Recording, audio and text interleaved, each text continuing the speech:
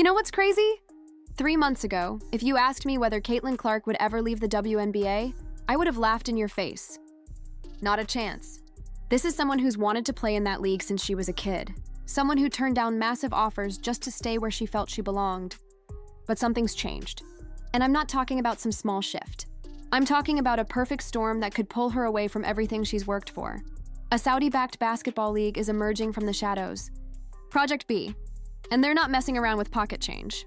We're talking offers that would make your head spin. Numbers that dwarf anything the WNBA could dream of matching. But here's what makes this different from every other alternative league that's tried to poach WNBA talent. This one has the money, the format, and most importantly, the timing. Because Caitlin just went through the most brutal season of her career. 13 games. That's all she played. Injuries stacked on top of injuries. And while her body was breaking down, the league's leadership was imploding in a way nobody saw coming.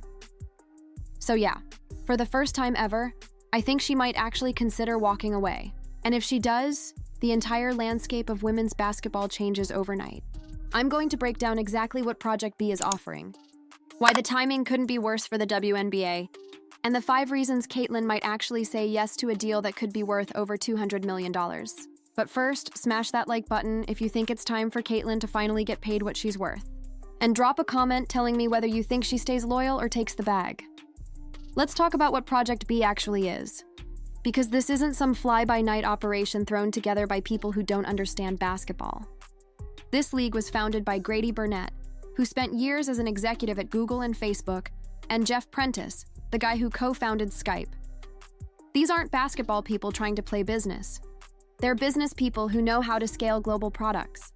And they've been working on this for 2 years in complete silence, building something that could genuinely compete with the WNBA. The money comes from Saudi Arabia's public investment fund, working through a company called Sella.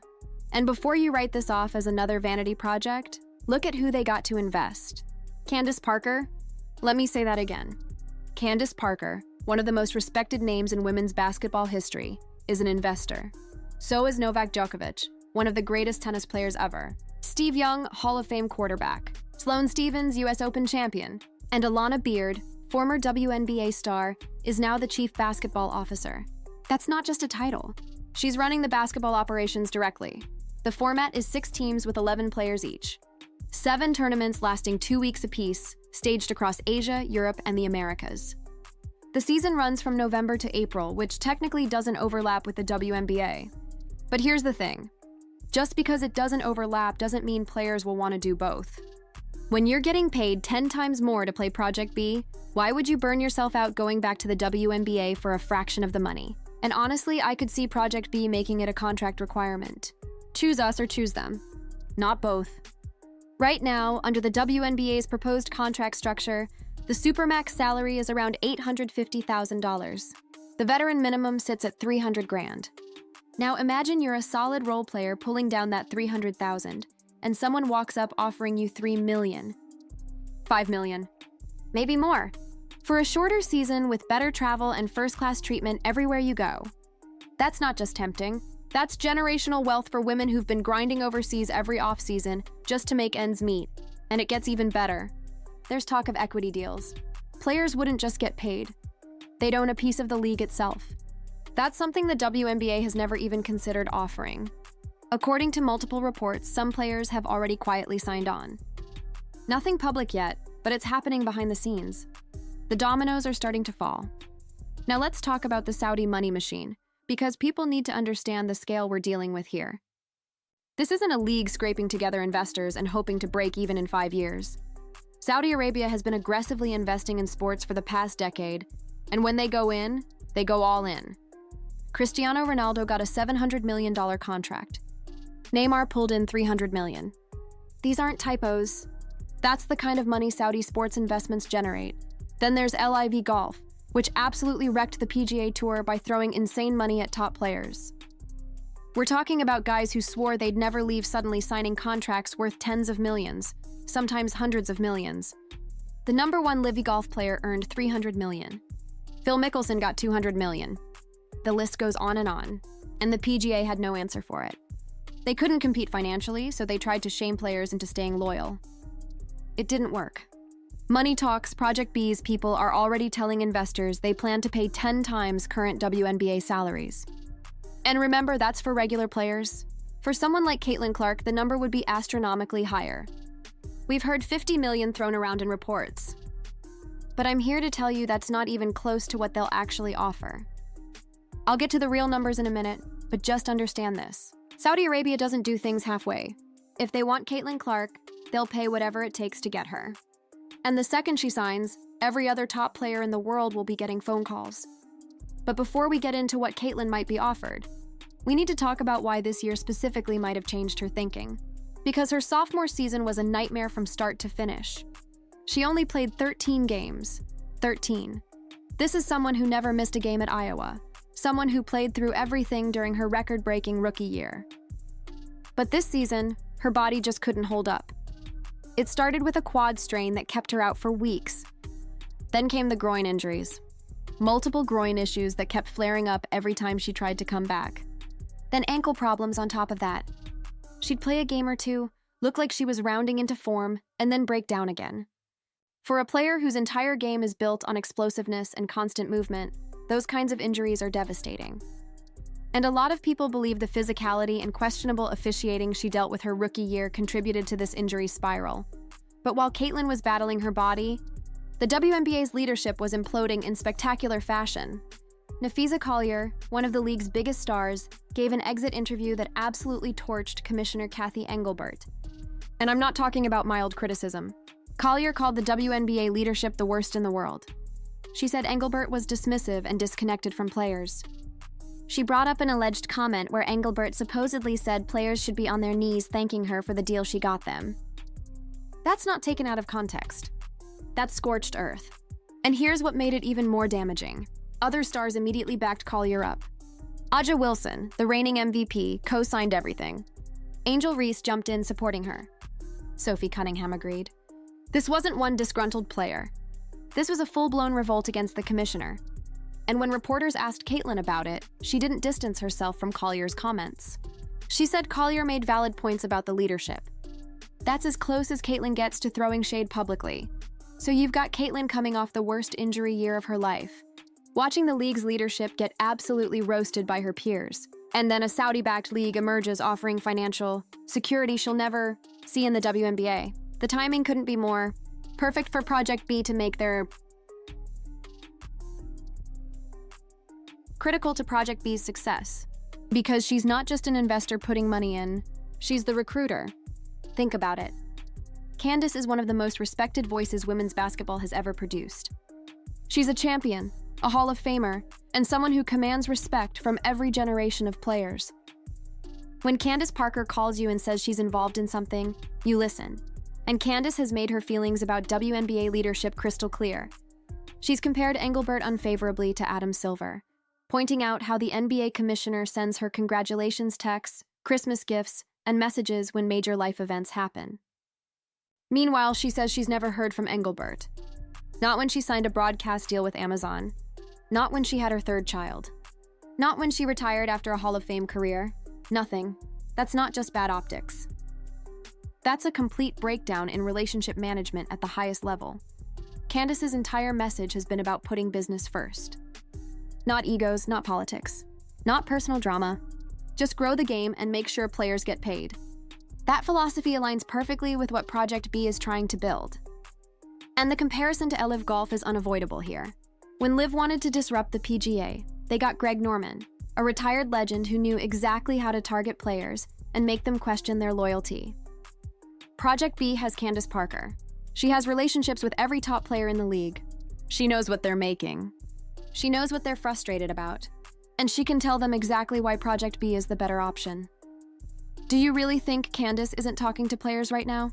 Do you think she's not reaching out to Aaliyah Boston or Paige Bueckers, or even Caitlin herself, explaining what this league could mean for their futures? Because I guarantee those conversations are happening. And that brings us to the big question. What would it actually take to get Caitlin Clark to leave? Most people don't think she'll do it. They point to her loyalty, her brand consciousness, her desire to build a legacy in the WNBA. And all of that's true. But there are 5 major factors people are completely overlooking. Factors that could genuinely make her say yes. First, the format. This is real basketball. 5-on-5 with 11-player rosters, professional coaching, and games played in major arenas around the world. It's not some gimmicky 3-on-3 showcase. It's the style of game Caitlin actually wants to play. And that matters because we've seen what she turns down. She said no to Unrivaled twice. She rejected the Big Three even though Ice Cube reportedly offered her $15 million. Why? Because she's not interested in half-court games or abbreviated formats. She wants full-court basketball at the highest level. Project B gives her that. It checks a box that every other alternative league has missed. Now, I don't think the format alone gets her to sign, but it removes one of the biggest obstacles. She can't say no because it's not real basketball. This is as real as it gets. Second, competition level. Caitlin grew up watching the WNBA. For her entire life, it's been the pinnacle of women's basketball. The place where the best players in the world compete. And as long as that's true, it's hard to leave. But here's the critical thing. That only stays true until the money shifts. What happens when Project B starts landing major stars? When Aja Wilson gets offered $50 million? When Paige Bueckers, who's about to enter the league, gets a $100 million offer before she even plays a WNBA game? When Kelsey Plum and Sabrina Ionescu are getting massive 8-figure deals? Once the first wave of elite talent signs, even if it's just 3 or 4 players, the entire competition argument collapses overnight. Because suddenly the best players in the world aren't all in the WNBA anymore. They're split between 2 leagues. And if you're Caitlin Clark and you see the talent level shifting, why would you stay behind? Live Golf proved this. Once a few big names jumped, the floodgates opened. Loyalty only goes so far when everyone around you is securing generational wealth. Third, and this is huge, the WNBA environment has become toxic for her. I'm not just talking about jealous players or physical play. That's part of basketball. I'm talking about a league that has consistently downplayed her impact, even though she's the reason their revenue exploded. The officiating was brutal during her rookie year, with cheap shots that should have been flagged going uncalled game after game. The media has bent over backward to diminish what she's accomplished. And now the leadership is in complete chaos, with players openly revolting against the commissioner. Compare that to what Project B would offer. Caitlin wouldn't just be another player. She'd be the centerpiece. First-class travel on every trip. Direct input into how the league markets itself and grows the game. Global brand expansion with resources the WNBA could never match. She'd have a seat at the table and actual control over her career in ways she's never experienced. And after spending a year watching her body break down in an environment that didn't protect her, maybe Project B represents the healthiest option she's ever had. A place where she'd be treated according to her actual value instead of being told she should feel grateful for the opportunity. Fourth, and this is the big one, the money. Jon Rahm swore up and down he'd never leave the PGA Tour. He talked about loyalty and tradition and building his legacy the right way. And then Live Golf offered him $300 million, and suddenly all that loyalty talk went out the window. You can criticize the move if you want, but $300 million is life-changing money. It's generational wealth that sets up your family for decades. Now let's talk about what Caitlin Clark is actually worth, because I think people are grossly underestimating what Project B will offer. $50 million has been floated in some reports, and while that sounds insane, it's nowhere close to her real value. An independent analysis valued Caitlin at $1 billion to the WNBA, not her salary, her economic impact. She drives 50% of the league's total viewership. Half the audience is there because of her. That's not an exaggeration. The data backs it up. Since she entered the league, team valuations have more than doubled. That's roughly $2 billion in added equity across the WNBA. And she's the primary reason the league just locked in a $2.2 billion media rights deal, a massive jump from their previous contract. So when I hear offers of $10 million or $20 million or even $50 million, I laugh. Because if you look at her true value globally, economically, and culturally, those numbers are embarrassingly low.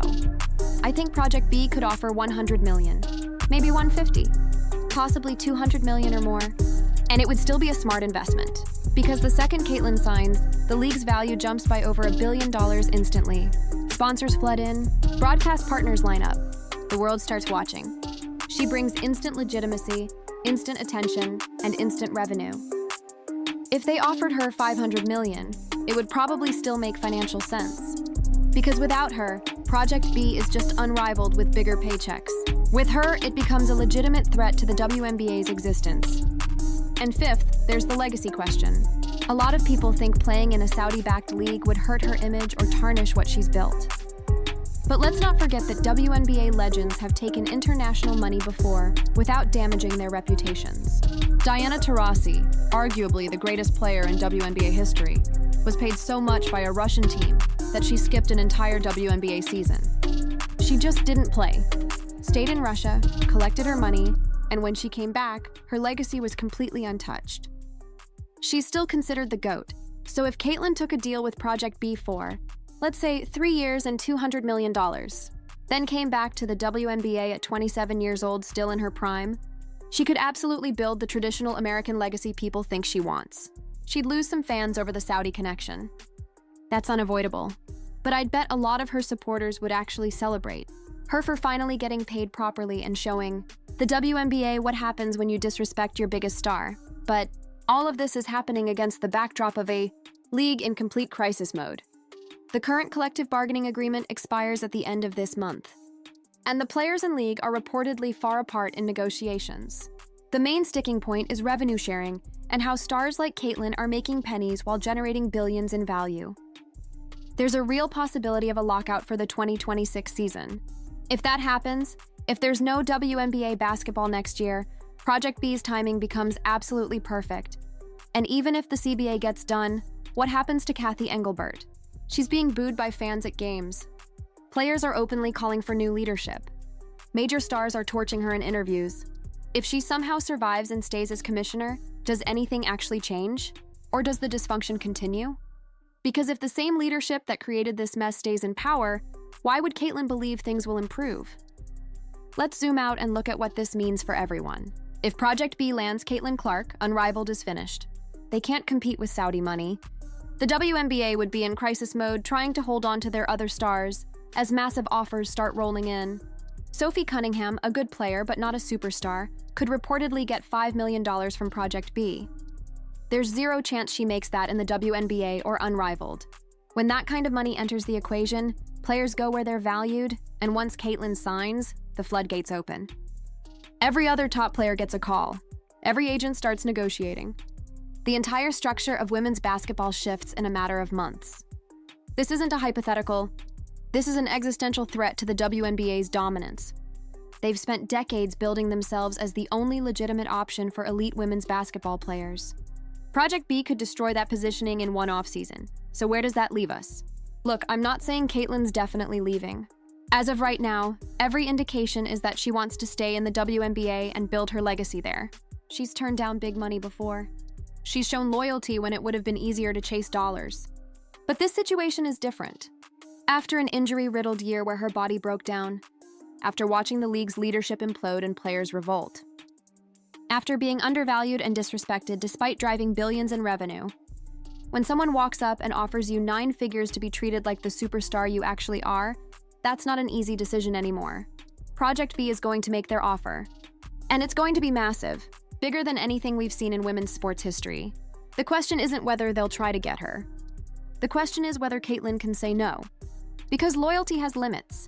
And when those limits are tested by the kind of money that changes everything, even the most loyal players have to stop and think. The WNBA season might be over, but the real drama is just getting started. This is going to be the story that defines women's basketball's future. And we're all about to find out just how much loyalty is actually worth.